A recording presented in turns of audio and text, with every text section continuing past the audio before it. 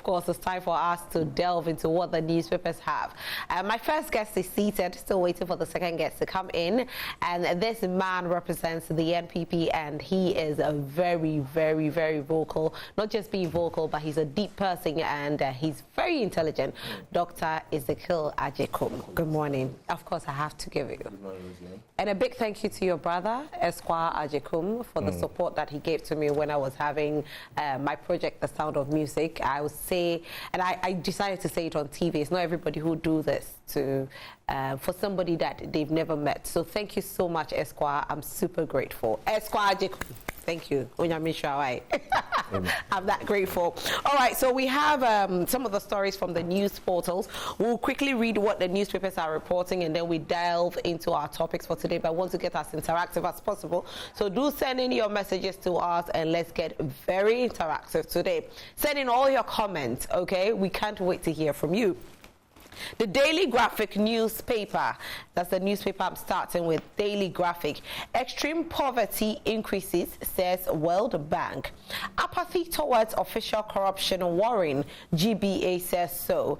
Dam spillage, World Bank votes $40 million for farmers. And like I said earlier, it's one of the topics that we'll be discussing, where the Ministry of Agric has said that they're going to support farmers who have been affected by the Akosombo Dam spillage with $40 million. The Daily Guide newspaper, going to farming, Nana urges the youth. 31 ECOWAS prostitutes arrested in Inzima. 31 ECOWAS, oh, that's 31 ECOWAS prostitutes? They're moving from state to state, perhaps. Hey, and it's not like they are arrested in Accra, Inzima Lando. Mainly Nigeria. So Inzima, how many people are there? That 31 prostitutes are there already. Wow, booming business, isn't it? But this is, I'm actually, I don't know if they'll ever legalize it. Currently, it's not legalized. Some people are fighting for it to be legalized. Others are saying, no, it shouldn't be legalized. So sex working is not really legalized, and hence you have them being arrested.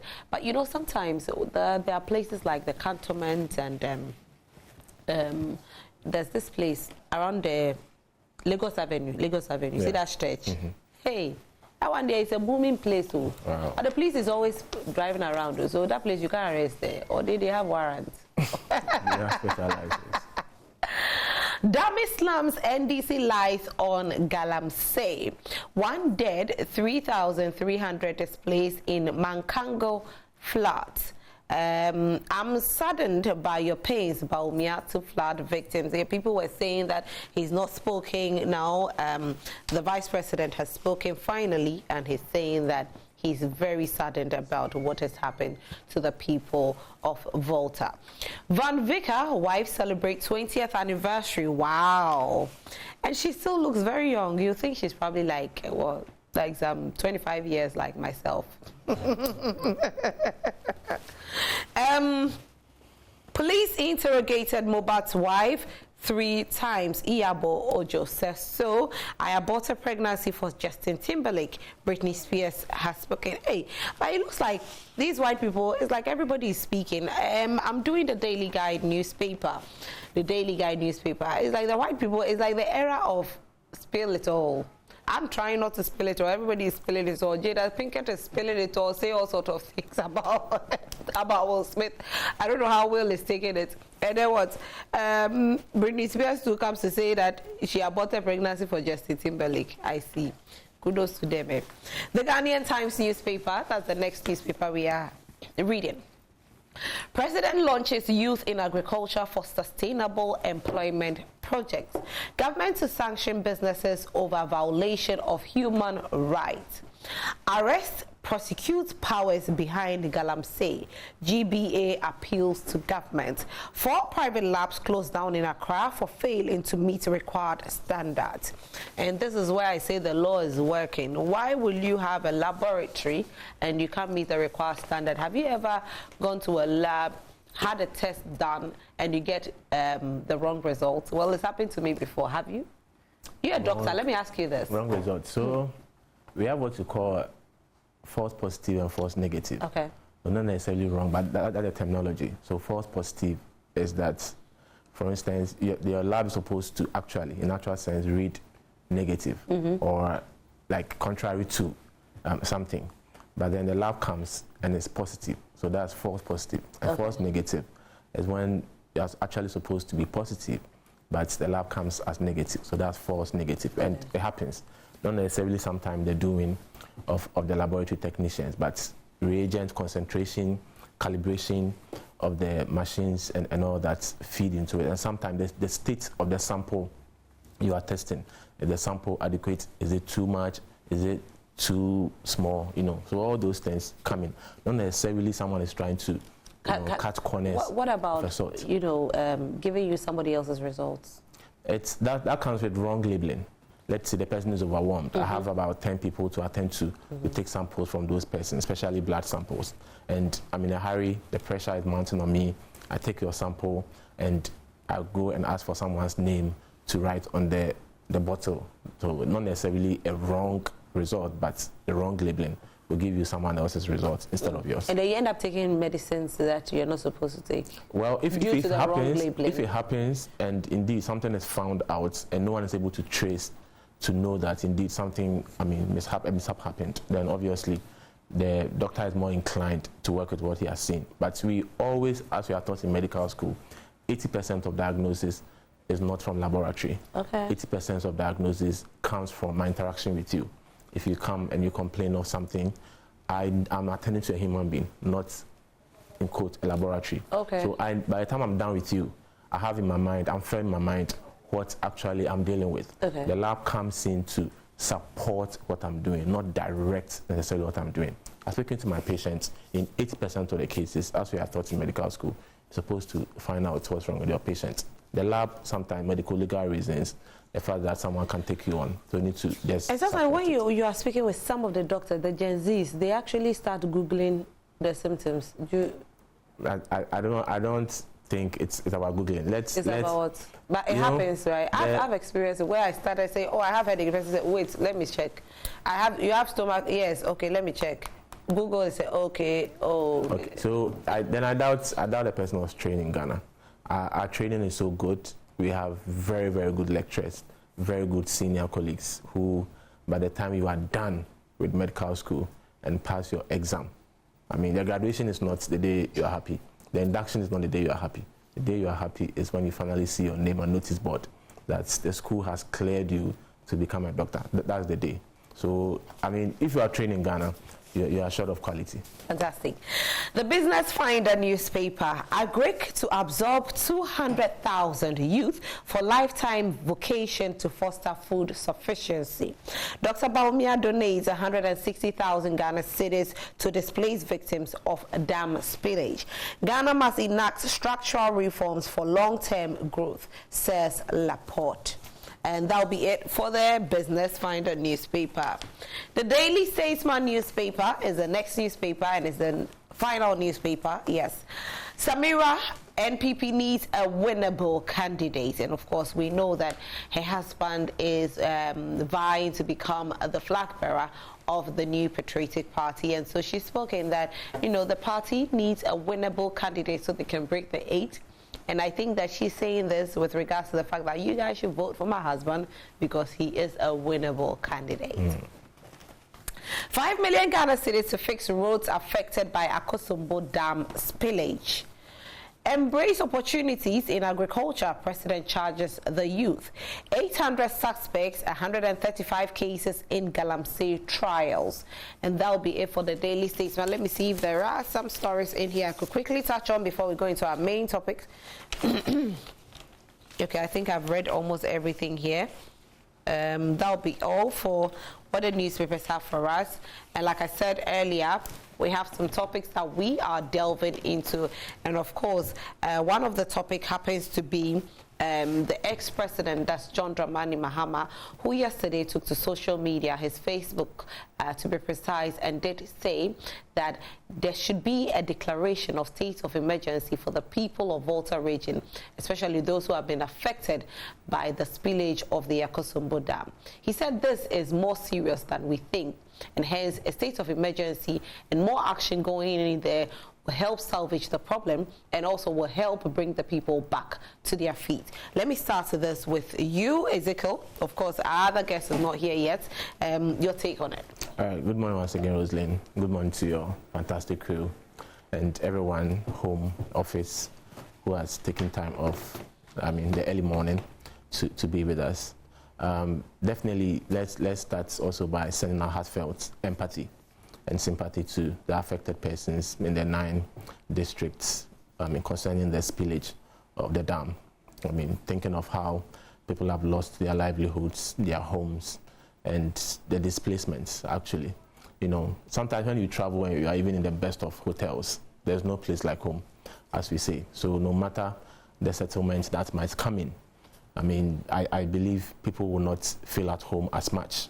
If you travel to your village and you are finally back home, even though the circumstances in the village are not compared to what pertains, for instance, in Accra, you get that sense of belongingness and that peace of mind and that inner happiness when you feel you are finally back home to your roots. So I understand the state of the people in the affected areas, how they are feeling, where they are sleeping, where they are eating, the sense of togetherness they had, everything gone in a matter of days. So once again, our heartfelt sympathy to everyone affected. And of course, there's been a general call on various ways in which people could be helped. So the former president took to social media, and to him, we need to declare state of emergency to, as it were, try to court the sympathy of other people and international organizations to come to our aid. I believe everything needs to be assessed. When a disaster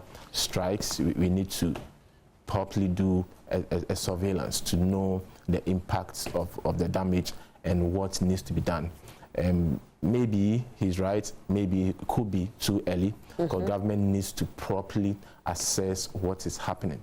There's not just about people losing their homes, the sense of community, as I've mentioned, and for us in the health sector, looking at what is pertaining, the fact that from yesterday and 2 days ago, there was a report that the water actually went into a mortuary, and you could tell the effects of that situation. For example, the hospitals, the kind of human excretors that we have, and human waste that we dispose of in the hospitals and the mortuary. And if indeed water has gone to sweep those places, then you are well assured that such things, such human excretions and the waste that are produced in the hospitals and the mortuary could come definitely mixing with the water. And where is the destination? The source of drinking water for such people, the source of food for such people. So it's not just about the spillage, like I said. We need to take a 360 look at the situation to proffer the best of solutions moving forward. So I believe if push comes to shove, it becomes very necessary, the government would do what it needs to do. The visit of the president to the place alone shows how the country, led by the president, has taken seriously the situation. It's not often that we hear the president making his way to certain disaster strike or stricken areas. I don't think the president went to Apiate, for instance, even though we had people losing their lives compared to the number of lives that we've lost. It's only reported that so far, only one person, for instance, has lost their life. Quite unfortunate.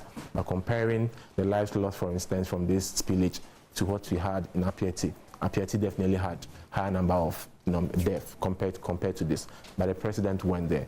It shows that yes, it was avoidable, and if it wasn't so avoidable, a lot of sensitization could have gone on, I believe, for people to have at least prepared. If you can't move your house, obviously, from the areas, you could have at least packed some belongings and at least try to tune your mind toward the situation. So yes, the president's visit is quite key. It shows the government's commitment. It shows the seriousness of the situation. So any call by any person, irrespective of your status, once it's geared towards helping the people, personally, I agree with any call that seeks to help people. If a state of emergency needs to be declared so that people can have the best of assistance, so be it. Government has already started having about 9 havens created to temporarily provide accommodation for people. Other people have suggested that in terms of accommodation, let's try moving these persons to the affordable housing that we started. Some have suggested that Saglemi housing projects. Others have also suggested that affordable housing, that state housing company is undertaking. So all these discussions, I believe, are welcome. The fact that the state has things that can easily come to the aid of the people is what is important. If the call, once again, is to provide needs, assistance, state of emergency, whatever it is very, very necessary. I've listened to VRA and the fact that they are beefing up medical assistance from the VRA hospital in Akosombo, which I believe is very, very key, because the public health implication of the flood, to me, as a health person, is where I'm mostly concerned. Issues of malaria. Yeah, because even it's going into the mortuaries and all of that. It's very serious. Disease outbreak, cholera, dysentery, and all forms of choleras. And I mean, the food they are going to eat, waterborne and water-wash diseases that are possible outcomes from these. You know, and once again, one thing we sometimes overlook, the mental aspects of the situation, the mental state of the people. That's also very, very, very key. So governments initially devoted 20 million Ghana cedi to assist people. Understand VRA also had about $4 to $5 million to assist the people. And yesterday, from the launch of the phase 2 of the Plan for Food and Job, Youth and Agriculture, the Agric Minister rightly said that as part of the World Bank support to the ministry, they are devoting $40 million to I think that we'll definitely talk about that, because $40 million is quite huge. It's quite huge. It's quite huge. And it's not in Ghana cedis, it's in dollars. It's in dollars. Yeah. So we only hope and pray that those that will be at the forefront of disbursement, forefront of collecting data to know the actual farmers that are affected, will do justice to humanity. But let me ask you this. What about the others? You know, the $40 million is actually going to farmers. So if you're not a farmer, then what? At the end of the day, looking at the demography of the persons affected, I mean, you are more inclined to say that almost everyone is a farmer. They are close to water body. So yes, the farmer could be a fish farmer, could be all sorts of farmers, not necessarily those who grow crops or food crops or cash crops for livelihood. So I believe it encompasses everyone affected, and it's huge. It's huge amount of money to actually help. Yeah. And when I saw the news headline yesterday, I was very much touched that at least we have something quite monumental to help the people. So every suggestion that's geared towards helping the people is the most important thing right now. It's not about politics. It's not about who has the best of ideas at this point. It's about the livelihoods of the people and how best the people can be helped. We are in crisis management. At this point, we are looking at response to the crisis management. From there, we come to recovery to know the things that can be salvaged and what government needs to do. I'm very committed that we've had a unified front as a people, as Ghanaians, towards combating the unfortunate incident that people have suffered. And I think that's very key. Okay, let me welcome Godwin Mahama, who is here and he's representing the NDC. Godwin, you're tardy this morning. What happened? Come again? You're tardy. What happened? He's overwhelmed. But let me say that please accept our sympathy. We know it's a very difficult time for you, and we pray that God will give you the strength to. God lost someone. He lost his mom. He texted me last week asking if I knew anyone who has hairs. And I was wondering why he was asking me, but I was hoping if there was anything he could tell me. I will come back to you. Being a doctor, you don't have to be nosy, so I didn't ask why he was requesting for the hairs. But I told him I don't know someone personally, but I drove to a nearby place and took a contact for him, but I didn't know it was his mom. I'm still with them. I accept our condolences. Please accept. I'll be expecting you there. I'll be there. On the 4th. The same day the NDB will be having their party.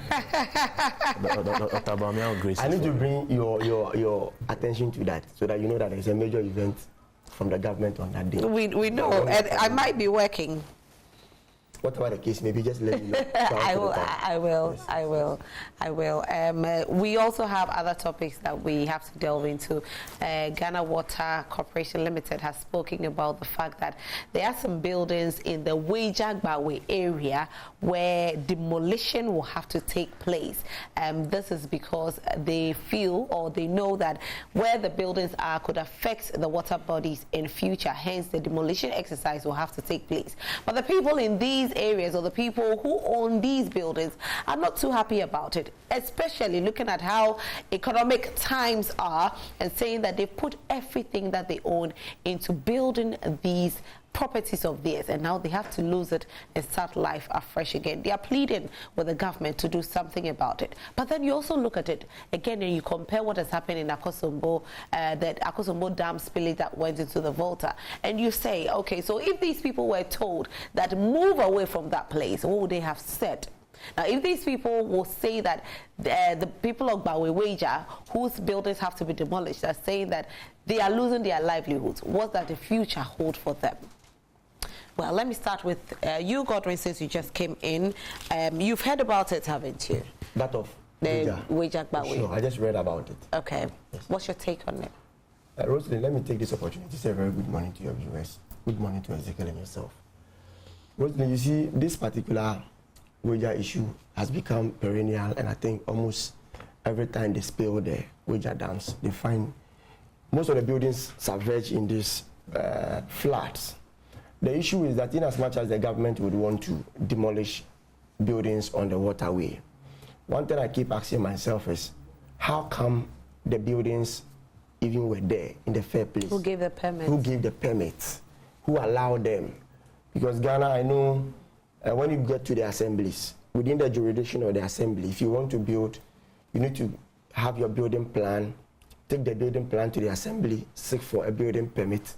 The engineers are supposed to come there and inspect the place, whether the place can be used for residential or otherwise, and other processes that you need to go through. So in as much as the people might have built at where they are not supposed to build, when you are punishing them, we have to also look at the regime where those structures began, when they got those permits, who signed those permits for them. And I think officials must also be called to book, because they can always not, most of these residents may not be privy or knowledgeable about issues of that nature. What they know is that I want to buy a land. A chief has sold the land for me. All what is left for me is to raise my structure, find a place to reside in. So it's sometimes up to the officials to take the individuals, the citizens, to some form of education. Where you are building is reserved for this. It's not reserved for residential. It is meant for this and that. But you know, sometimes you see buildings, they have put there, remove AMA, but the people still complete it. I agree, but the same way, those AMA people that came to write stop work, the question is, do they come back to inspect, or they renege on their duties? No, but when you've been told that stop work, why will you complete it and then later it will be demolished? That's why I said, because they actually do go back, but you see, most of these uncompleted buildings, the owner is not there. Sure. So they write it there, they go back and they say, we've told you, but there's nobody to even talk to.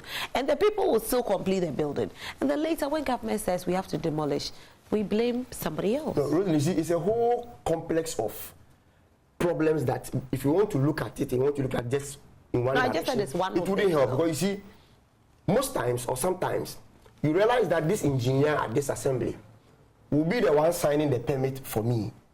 After a year or two, that engineer is transferred. Another engineer comes. That engineer comes and with his team will then come and write stop work, produce permit. The person also feels like it's the same assembly that issued me with a permit. Okay. So on what basis will you tell me to stop work? Do you get me? That is one. Two, sometimes they even write stop work there. The people get to the assembly, and all what you realize is that monies change hands, and they leave the buildings to go. The people complete it. After a year or two, we tend to blame the people, because that official has just finished taking his money. He is okay. He's not minded about the consequences of the act of such a person. Do you get me? So it comes with numerous of issues surrounding this whole issue. And if you want to look at just the residents and punish them for their negligence, I don't think we will be doing them that good. In as much as we are, is this punishment? It's punishment. How is it punishment? It's punishment because I said there are people who might be there illegally.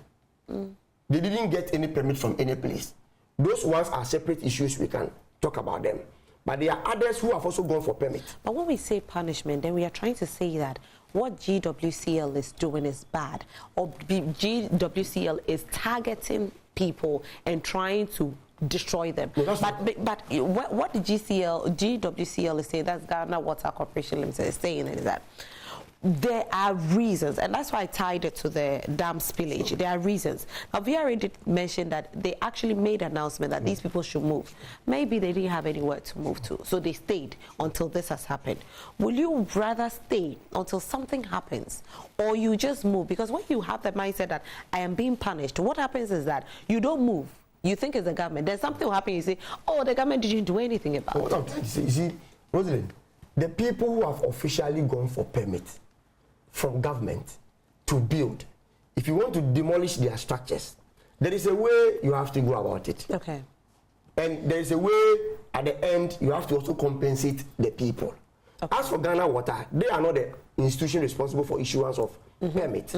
So I won't talk much about them. But they can also not work hand in hand, or they cannot work in isolation. They must work hand in hand with the assembly to know those that issued permits were issued to them and those that built on their own.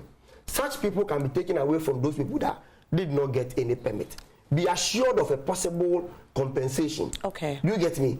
When we take them through such processes and sensitization, I think they would understand. Sometimes most of the institutions, what they do is that, like that of Water River Authority. I remember they issued just a public statement on media space. How many of such people even have the time even to follow TV programs, listening to radio, let alone even have Android phone to say that that release will appear on their phones and even read? Do you get me? Sometimes we must go beyond the issuance of releases and to go to the ground, talk to the people, let them understand the need why those things must happen, assure them of a possible compensation. But you see, the fear is that most times government will assure the people of compensation. They would agree to whatever the government has said, but it will take more than necessary for government to be able to disburse those funds. Sometimes 5 years, 10 years. Then the person needs to go and fish out extra cash to look for a place to reside. But those things normally are not planned for. Because as long as you have not planned for that next month, next 2 months, they are going to demolish my structure. So let me start looking for another structure. It becomes an extra burden on that person. Right. So if only government will promise them of a possible compensation and it will come on time, why not? Because most time, I stay close to that place. The last time Ghana Water spilled the water from the dam, it was an eyesore. Seriously. I remember so. That was just last year. Yeah, I think last year. It was just last year. Yeah, just last year. Yeah. People would have to leave their homes, come to this side of the road. Especially when you get to Woja Junction and branch your right. That's when you get to Woja itself. People around SCC, Tetegu, all those places were flooded. Yeah. Very bad. So I agree if they want to do that so that going forward we don't lose lives. For lives are very important. I agree with them. But that do not mean that they will just wake up one day and want to do that without taking them through a certain education, sensitization, assure them of a possible compensation. Compensation. Yes, compensation. All right, I think it's all right, to a large extent, I agree with Godwin. Obviously, it's not a pleasant news if you wake up to the news that you need to vacate where you are, or we come to forcefully, remove you from where you are. But like you said, the issues are multifactorial. It starts from the individual.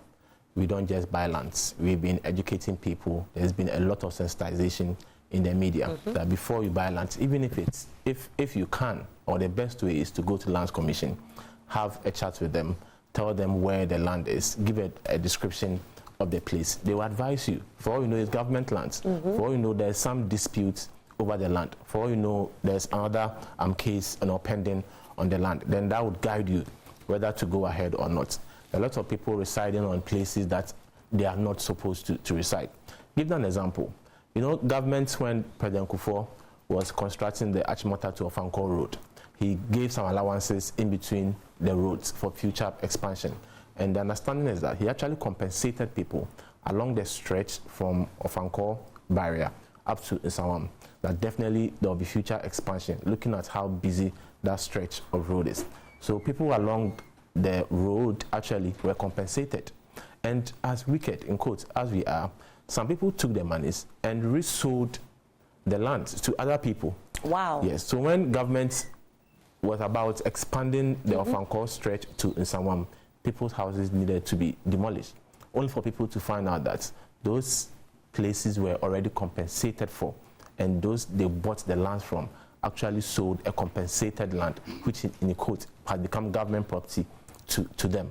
So we need to be careful when we need to get our lands. Then we come to the issue of authorities. We have Environmental Protection Agency, we have the engineers at the various assemblies.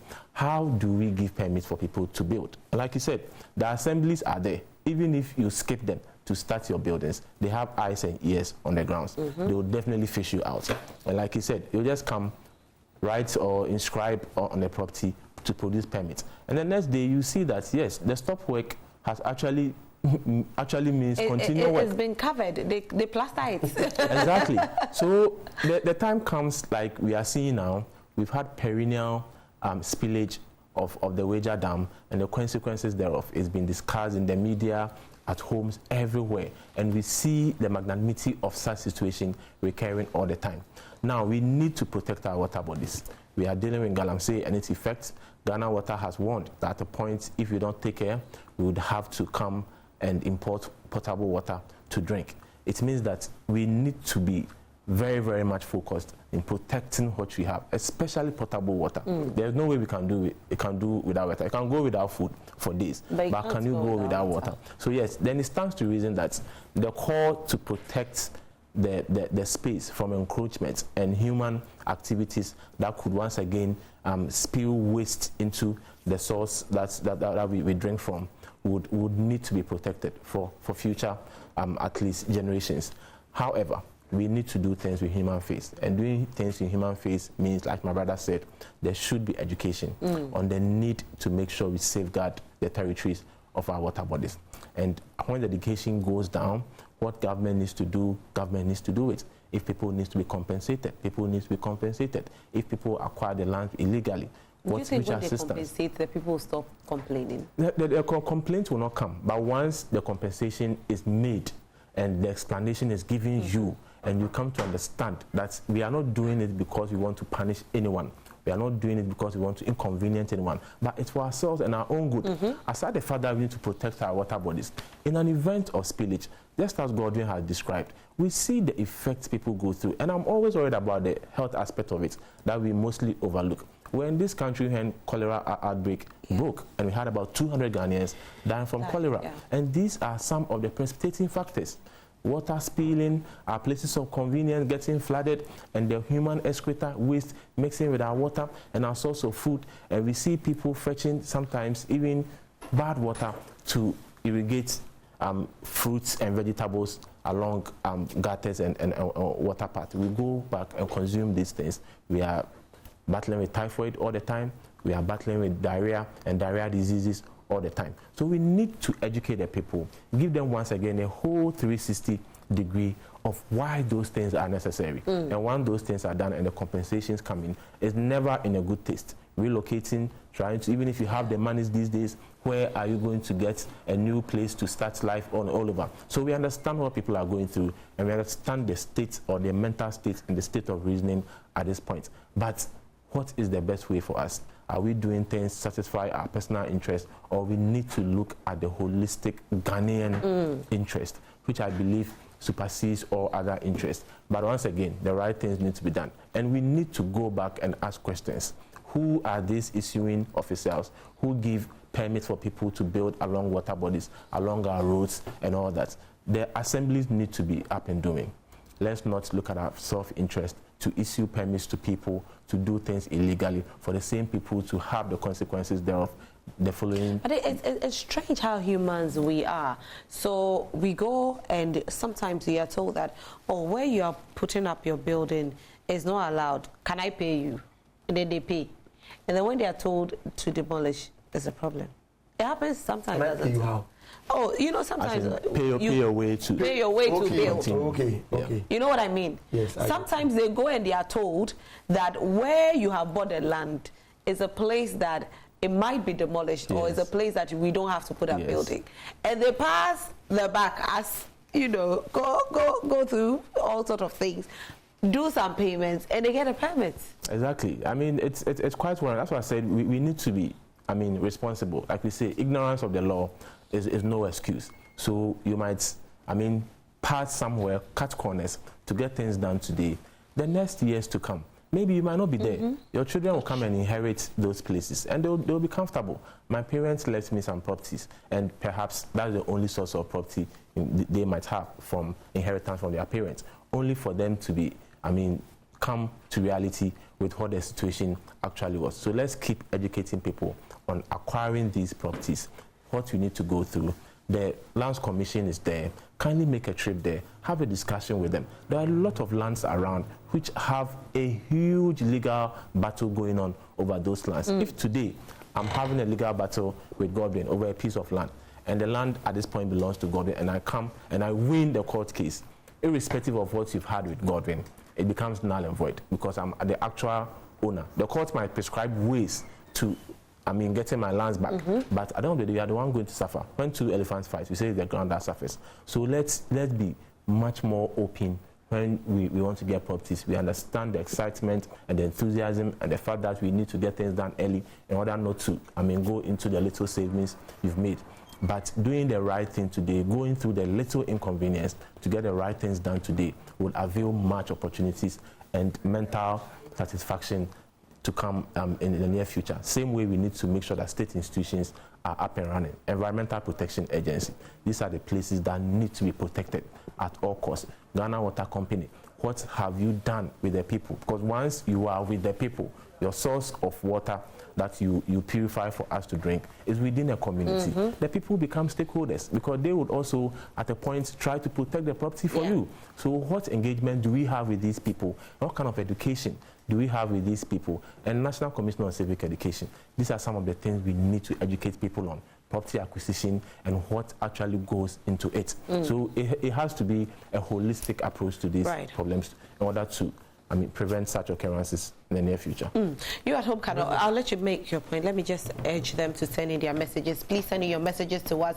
Let's get interactive. Want to hear from you what you think about all the topics that we are discussing. Of course, we've spoken about the Akosombo Dam spillage in the Volta, where the former president, that's President John Dramani Mahama, has said that there should be a declaration of state of emergency. Also, we are talking about the Ghana Water Corporation Limited, where they are saying that there might or there will be demolition exercise in the Weijagbawe area for those who are living very close to the areas of Ghana Water Corporation Limited. This is to enable us to have good water bodies so we can serve good water to everybody. Godwin, you wanted to make a point? I was just trying to add up with what Ezekiel said with regards to the Lands Commission, where he admonished the citizens to get close to the Lands Commission, get educated, to know which land belongs to the government, which ones do not belong to the government.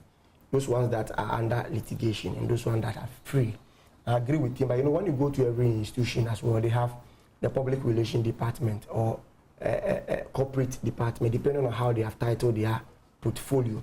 They also have a responsibility because I know very well that they have a budget meant for such thing. They must also go to the people. They are expected to also go to the people. It is not always for them to just be at the office on their aircon and feel that, like, yeah, that is how life is. That is not how life is, because their responsibility goes beyond the paperwork. It goes beyond that armchair type of administration. They must also go to the people, because the people are equally stakeholders as well as they themselves. So if the people don't come, because it is the people's taxpayers' money that we used to pay you, they must make it a point to make sure that they also do the aspect that they are supposed to do.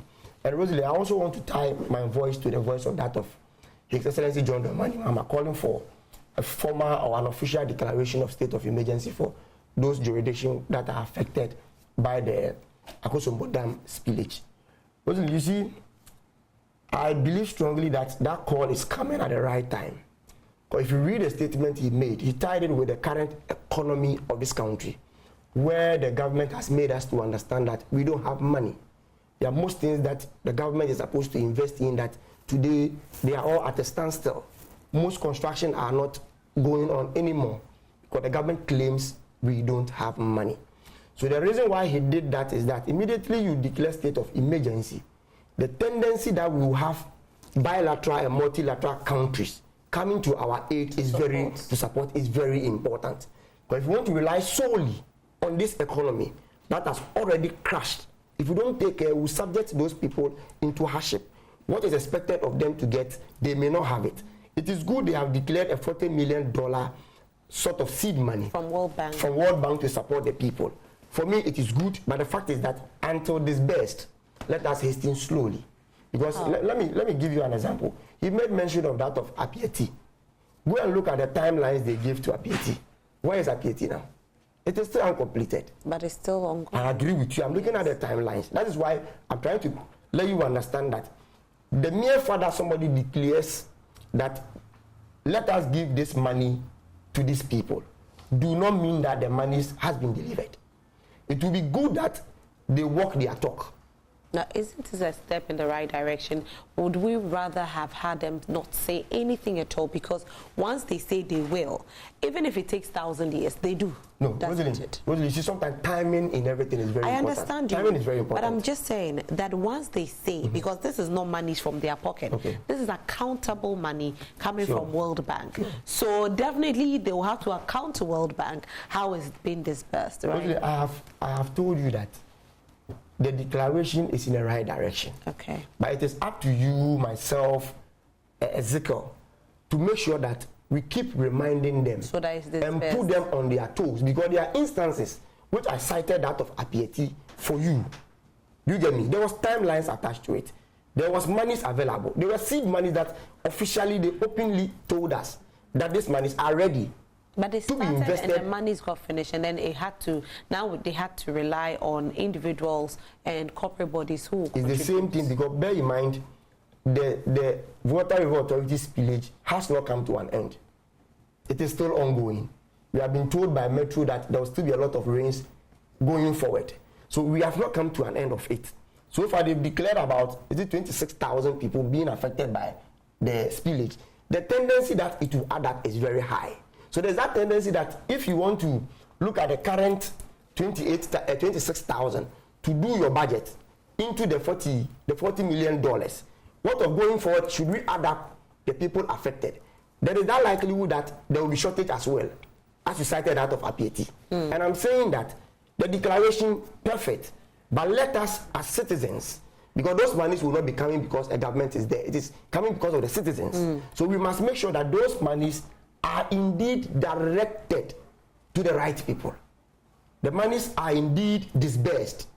Unlike like what I told you. That's just what I'm trying to say. Okay. Not to say any other thing apart from saying that yes, a right call, but they must make sure that the they walk their talk. It shouldn't just be a mere declaration as they have usually been doing on other subsequent or other occasions. I'm wondering which other occasion, because Apieti is still ongoing. Apieti by now should be completed. Oh no, but it's still ongoing. Apieti by now should be completed. You said there was seed money. The seed money, we all know that they declared the seed money. Let me just end with it. Let me just end. Please continue. Rosalind, if it's about just declaring things and completing at your own pace, then it's like setting your own exams and marking.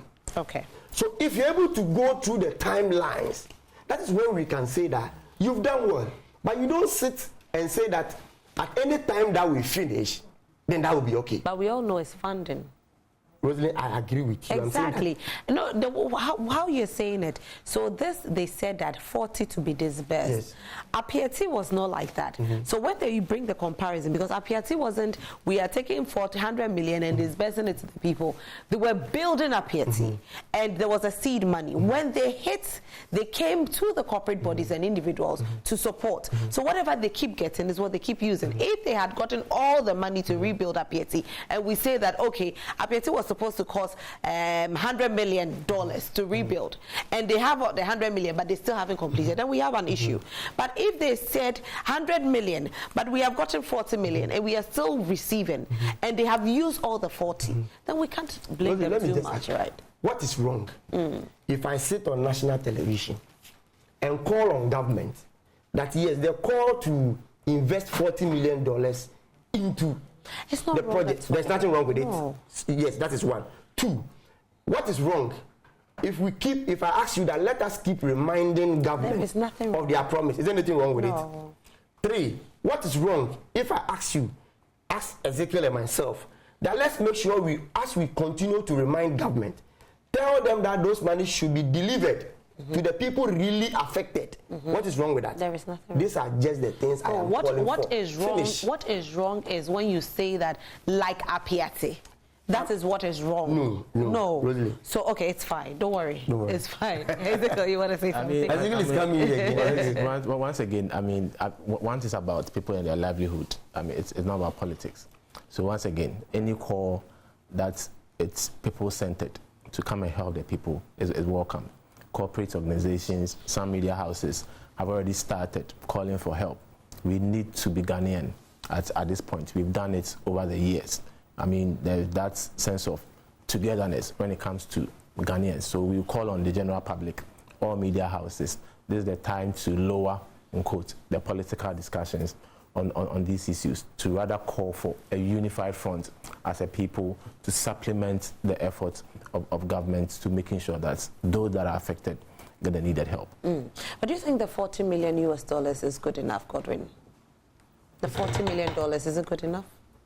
Rosalind, for me, I can't just sit here to say that it is good enough or not, because we don't know the gravity of damage the water has caused the people. We must quantify.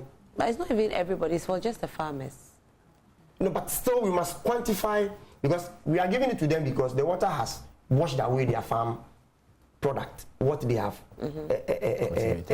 cultivated. So what I'm saying is that it will be good we subject all those things into a certain form of budget, quantify it, and know that the amount or the seed money mentioned can indeed go to them to support whatever they have lost. But to just sit to say that it is enough or it is not enough, I will not be doing myself any good. I'll actually think in just a second. Yes. That could we get a starting point for the youth in agriculture with the affected persons? Because yes, we see the inputs that's coming in. Government is going to give you the land, government is going to give you the seedlings, give you fertilizers, extension and mechanization services, and give you some monthly stipend as parts of the package. So yes, the 40 million can be used for other things. I mean, as short-term and immediate-term measure. But moving on, could the ministry or YA also take into consideration, go back, evaluate the people, get the numbers, and start the youth in employment, the youth in agriculture model with these people and settle them, give them something for the future. I think that will be very good. It's a very good one. Messages coming in. Alaji Hamza Pig Farm says, good morning, Rosalie. I totally agree with former President Mahama that a state of emergency should be placed in Volta region. In doing so, a lot of foreign aid will come in to help. I'm also happy to hear from government that $40 million is going to be released for farmers in the area. It is very important because of food security. We also told that another $5 million will be released for road construction, and it is in order. I will call on government to make the Sagleme houses project to the people to live in whilst the court cases go on. Voltarians at this moment need shelter, food, medications, and water to survive. All right, thank you, Alhaji. Good morning, Joy Prime. The only winnable candidate who can change the fortune of this country is Honorable Kennedy Japong. We want to remind Dr. Bawumia that teachers are suffering, nurses are suffering, farmers are suffering, unemployed graduates are suffering. The whole nation is suffering under his watch as a chairman of economic management team. We are not going to be hoodwinked by any sweet talk again. Bawumia can never ever be a winnable candidate at this crucial time. Talk is cheap. All right. Good morning to you. In an environment where there is high level of tension, it's appropriate to create elements that may bring down tension. Then you execute your assignment. My point is that authorities in charge of Akosombo Dam, VRA must be blamed, or we must draw their attention for the damages being caused due to the spillage. Victims must be compensated and their health status must be monitored and be checked because probabilities of recording waterborne disease among them is high. Love, respect, Aaron Bebako Komisa, Accra. Thank you, Aaron. And I think Ezekiel has been saying the health for a while now, yeah, you know. It's very, very important at this point. But that's the case whereby their hospitals are even, you know, they don't have hospitals, let me put it like that. So there's in medicine, there are 3-4 forms of prevention. Okay. The first is the primary prevention, where you need to take steps to prevent an occurrence. A secondary prevention is that, yes, that thing has happened, you need to take steps to limit the effects of the thing or not to progress the effects on the person.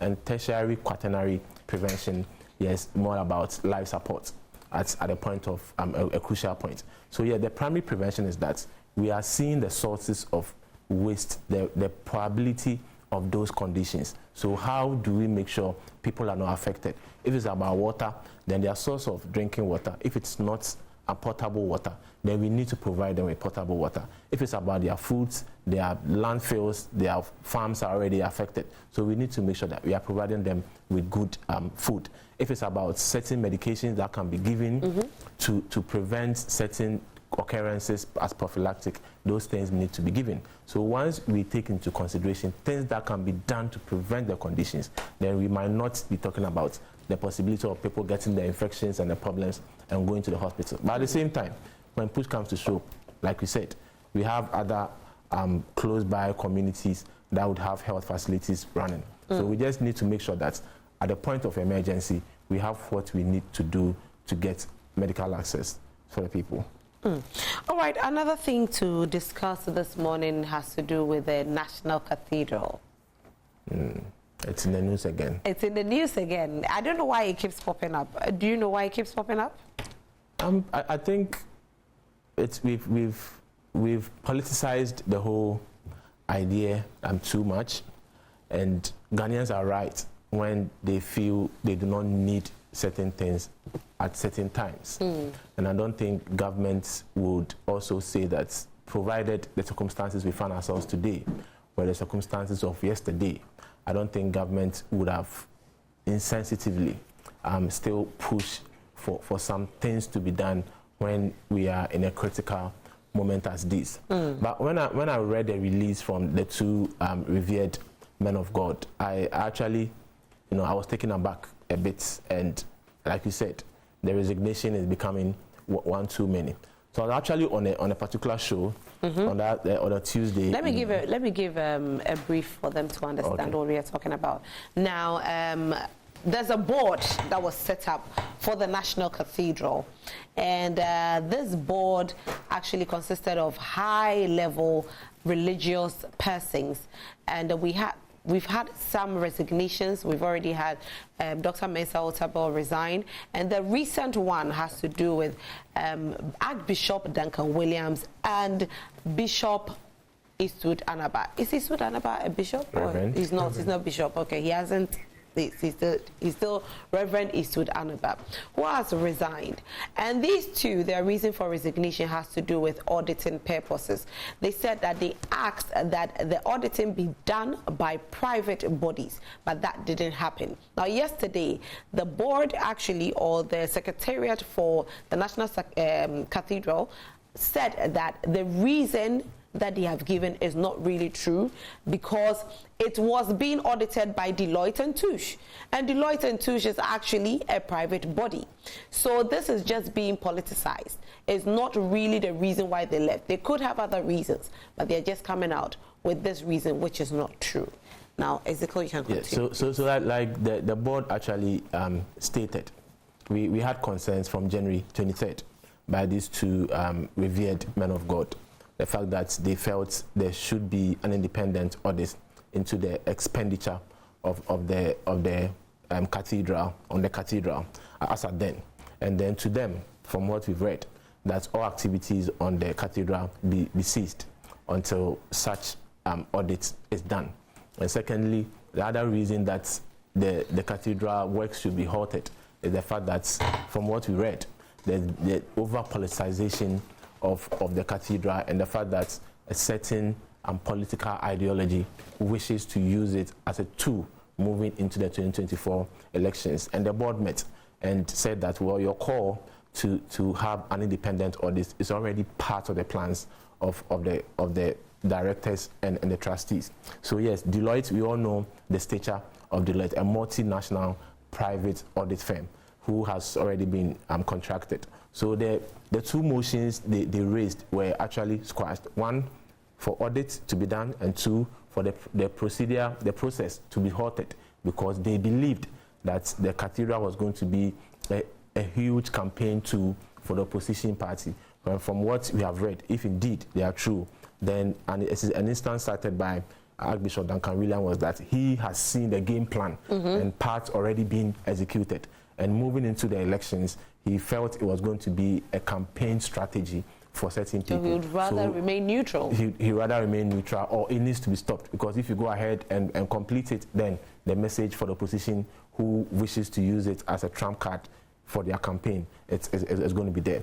So just opposing the resignation and the reason for resignation and the response from the National Cathedral, I'm tempted, I mean, pardon me if I'm wrong, to believe that, once again, the revered men of God just want to step aside because of how we have politicized the whole thing, and the fact that they do not want to be in the middle of the politics going on, those for and against the motion.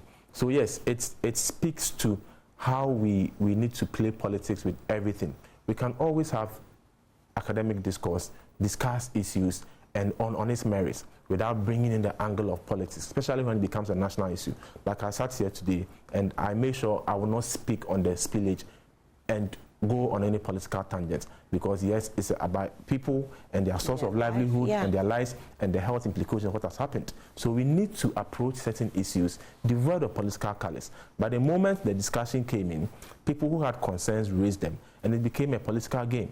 Someone scoring and someone committing fouls and all that. So if I sit back, from my own analysis and understanding, I believe the men of God stepped aside because of how we have politicized the whole thing. The call for audit, fantastic. And I'm happy there were plans already underway.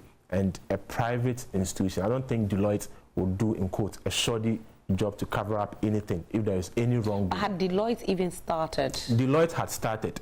And per the timelines, they're supposed to finish in July.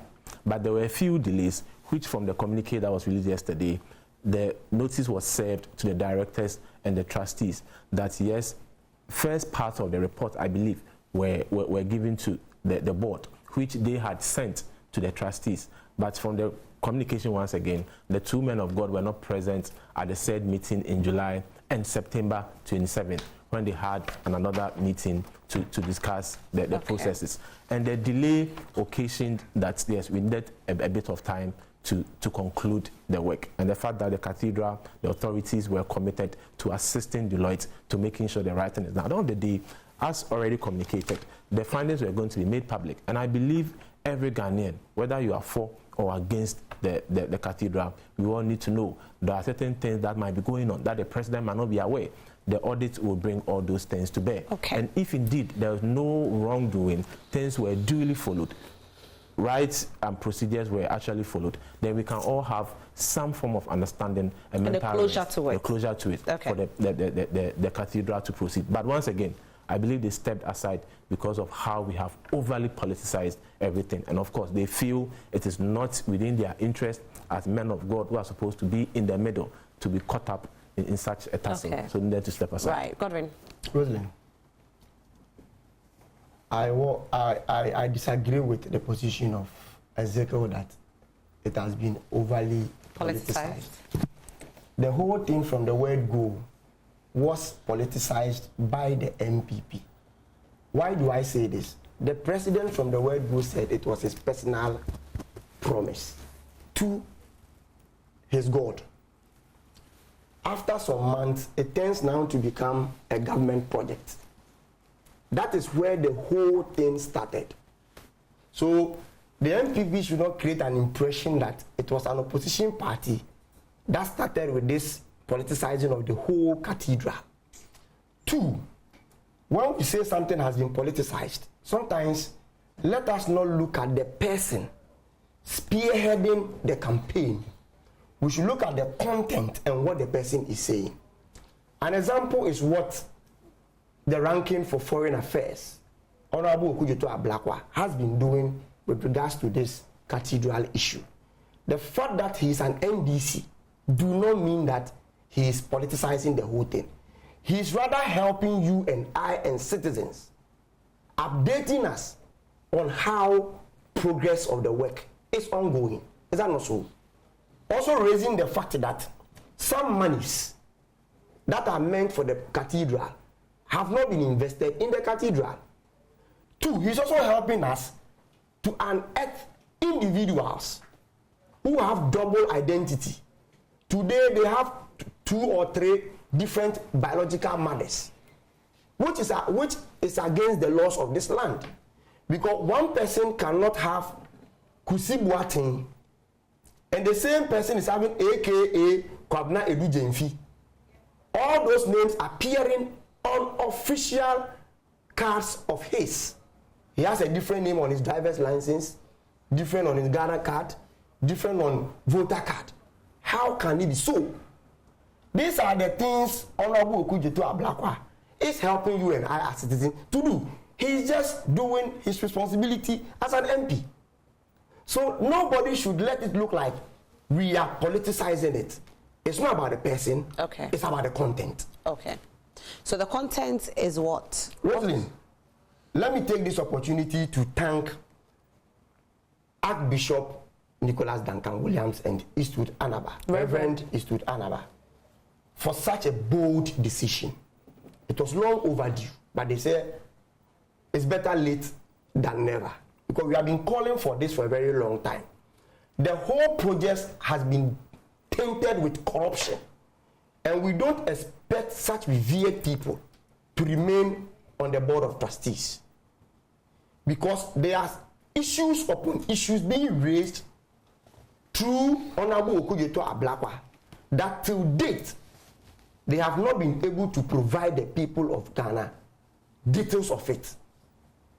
And that is why somewhere 23rd January 2023, they wrote officially to the Board of Trustees telling them that there will be the need for us to do what we call an audit. Because Ghanaians are speaking a lot about this whole project.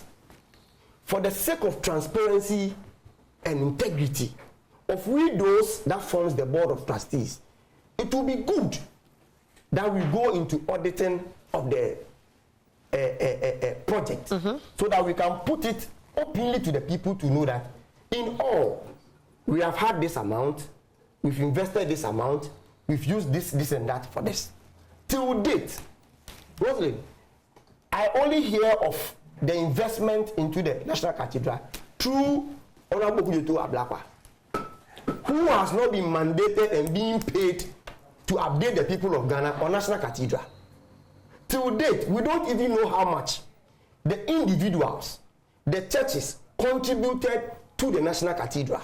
Oh, no, but okay, so in the beginning, like we all know, we were told that this cathedral was not to be built by the government money. We're told that it was going to be individual monies. later we got to know that some monies were taken from the government. That's what Honorable Kuchetua Blakwa opened for all of us to see. But later again, they said they were not going to touch government purse, but again, private bodies. Should they be open about the private body money too? The inconsistency on the part of government cannot be accepted. No, but if it's private money... It's never private. It's never private. The mere fact that you use state money... That was the... state land. Okay. Because where the construction is being done, it's a state land. Let us quantify that state land, and you realize that the land alone will cost the nation billions of Ghana cedis. Two, they demolished public properties, individual properties, and they are using taxpayers' money to compensate the people. So how on earth will you tell me it is private funded? People. Is that, yeah, because they needed to one. Is it the lawyers? Yes, the lawyers. The judges. The judges. That's what I'm coming. And two, there were this embassy, one foreign embassy that was there. They needed to also build for them. These are the things I'm talking about, and they are using taxpayers' money to do those things. So you cannot tell me. But it wasn't compensation, though. I don't have a problem with it, but they have used state money to rebuild some of those demolished structures, and also build for other individuals and other private companies. And those monies are meant for you and I. Initially, you said they agreed that they have invested some state money. Now came back to say that they are not going to use the state money again. So have they given the initial investment they did using state money back to the state? Have they? No. So, Rosalie, you see, it is because of this back and forth, lack of transparency. That is why we have always been calling for those revered men to take themselves out of this mess. To take themselves out of this mess. Well, their reason is just to do with the... Actually, 80% is to do with the auditing. And they are saying, again, they don't want a situation whereby they will have to be in the middle of this whole politics and all of that. Really, don't just use the word auditing. You know very well that auditing carries a lot. Auditing carries a lot. And all what Honorable Kuchetua Blakwa has been doing is auditing. It's all about auditing. To make sure that value for money, the state will get value for money. Because you see, Rosalind, even granted that we are using private resources to build the National Cathedral, one, so long as it is the nation's asset, and you are taking those monies for and on behalf of the people, whether private or public, it needs to be made open. And that thing must be stated clearly, because you see, without the citizens, there will not be Ghana. All right. Let me hear your voices from home as well, what you think about this. Do send in your messages to us, and we'll definitely love to read it on air, because we want you to be a part of this conversation.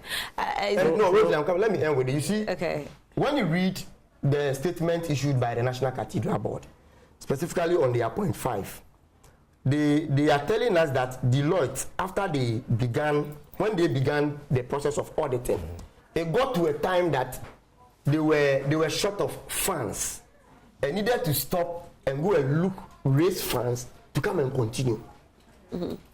I just don't understand. I don't understand all this. How on earth can you tell me an international reputed company like Deloitte will start a project, auditing of a project, and later come and tell you they are short of funds? So they have to halt the whole process and come back again. That's point 5. And maybe I can read your hearing. Let me read it to the hearing of the people. Give it to me. You see, I'm the neutral person here, so let me read it. I'm not point 5 says, similarly, at the September... No, this one. Okay, no, I'll just read it into it. Okay. At the September 27, 2023 meeting, the executive director updated the board on the audit and included the following in his written report to the board. Delayed audit report. The audit report by Deloitte is needed to begin the fundraising campaign. Following a number of delays due to documentation, it is now hoped that the audit will be completed soon to enable fundraising to restart in earnest. No, but but it doesn't say that. It doesn't say what you're saying. No, Rosalie, wait. will be completed soon to enable fundraising. Fundraising for the project. For the project is yes. Oh, okay. So not that Deloitte is short of funds. Oh, no, but what you see, let me read the whole thing for you. Delayed audit report. The audit report by Deloitte is needed to begin the fundraising campaign. So there's a campaign. So they're supposed to begin. Listen, okay, let me explain to you. Yeah. There's a campaign for fundraising for the Cathedral project. It's been put on hold because Deloitte is auditing. Now, if Deloitte is done with the auditing, they can now come back into the campaign to raise the funds. That's what it is. If it's about raising funds for National Cathedral and the processes leading to the raising of the fund, that has nothing to do with Deloitte. No, that has nothing to do with Deloitte. Let me explain it well. So it's like when you're doing, you need to take out 100,000 to do something, but because you have auditors coming in, you have to put hold the money that you take out. So when the auditors are done, now you can go ahead and do what you have to do. So they've put a hold on the fundraising. Deloitte has to finish with their auditing, then they can now come back into bringing out the fundraising. Let me read it again. The audit report by Deloitte is needed. Listen, it's needed to begin. The fundraising campaign. Yes, because there's a campaign to raise funds for the cathedral. Do you understand? And the two motions raised by the revered men of God. No, that one I have it. Where that I'm coming into that point. Where that all activities needed to be stopped until after the audit. So yes, the board agrees that the audit needs to be done. So that when we are done with that phase, then we can go ahead with other activities, which includes raising funds. Raising of the funds. Exactly. That's what it is. And the submission by my brother, clearly the reason why the men of God had to step aside. No one is, I didn't even mention Honorable Kojoto Ablakwa.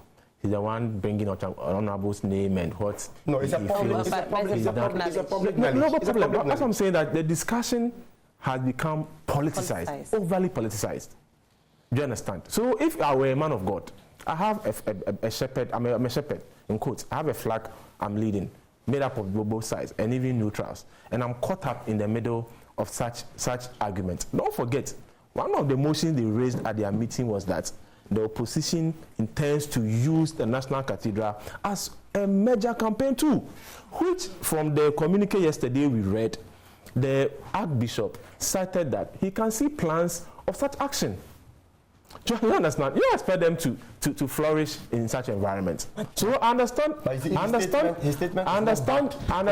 point. But the whole thing is mine. The whole thing is that the fact that it is the NDC. No, but you see, no one has mentioned NDC. I just said it's been politicized. The whole thing is that don't deny the fact that it's the NDC that is keenly on this issue. Godwin, it's not just the NDC, but the whole Ghanaians. Because you see, the thing is that even when you go on social media,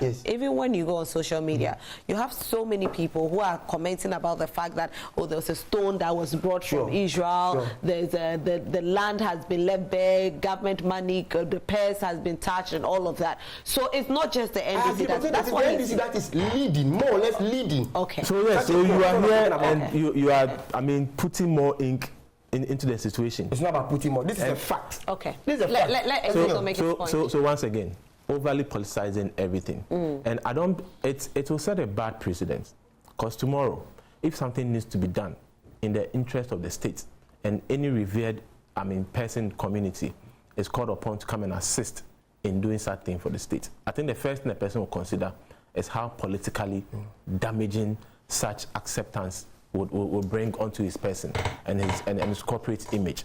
And clearly, if indeed the situations, the two motions listed in the rebuttal of the National Cathedral were true, that indeed auditing had already been started and were at the fundamental stage of auditing. And secondly, the fact that, I was so baffled to read, if indeed it's true, that the man of God could even see the fact that the cathedral and the discussion has taken a political, turn, and it's become overly politicized like that. He feels people are going to use it for their political gains.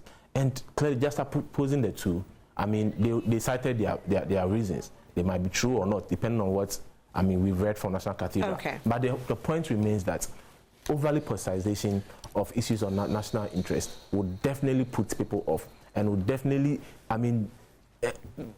people's interest in trying to come and help us tomorrow will not be there, because yes, once again. Well, gentlemen, let me say a big thank you for being here. Do we have any comments? Let me see if we have any comments. I can quickly read the comments. All right. So thank you so much for being here. Super grateful. I thought we were going to have a minute on the launch by the president yesterday, which I feel it's very, very important. Which one?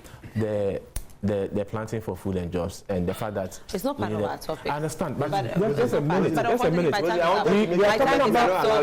a very big thank you to you, Dr. Ezekiel Ajekumo, for being here.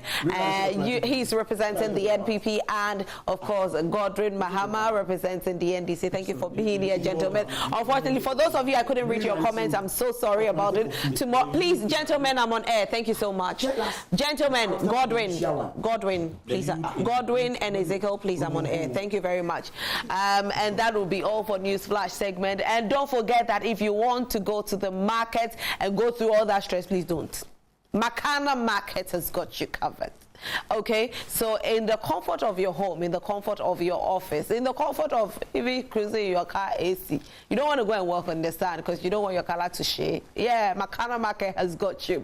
Now all you have to do is to download the app on your phone, www.makanamarket.com. www.makanamarket.com. It's simple like that. You can order your tomatoes, your pepper, your egusi, your plantain, your yam, everything in the comfort of your home, and it will be delivered. Simple. Come on.